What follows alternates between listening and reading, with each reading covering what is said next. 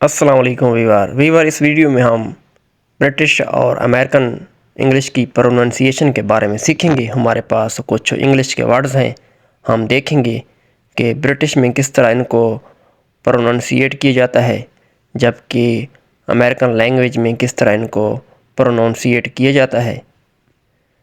تو سب سے پہلے ہمارے پاس ہے CANT۔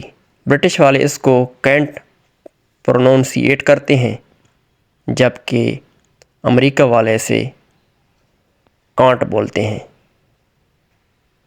نیکسٹ ہے ہمارے پاس HALF۔ برٹش والے اسے ہاف پروننسیٹ کرتے ہیں، جبکہ امریکہ والے سے ہیف بولتے ہیں۔ نیکسٹ برٹش والے اسے جاپان بولتے ہیں، جبکہ امریکہ والے جاپان بولتے ہیں۔ برٹش والے اسے پاور پروننسیٹ کرتے ہیں، جبکہ امریکہ والے پار بولتے ہیں۔ برٹش والے اسے ڈاٹر پروننسیٹ کرتے ہیں، جبکہ امریکہ والے ڈاٹر بولتے ہیں۔ برٹش والے اسے ناٹی پروننسیٹ کرتے ہیں، جبکہ امریکہ والے نوٹی پروننسیٹ کرتے ہیں۔ اگر آپ کی ویڈیو پسند آئی تو لائک کر دیں، شیئر کر دیں۔ تھینکس۔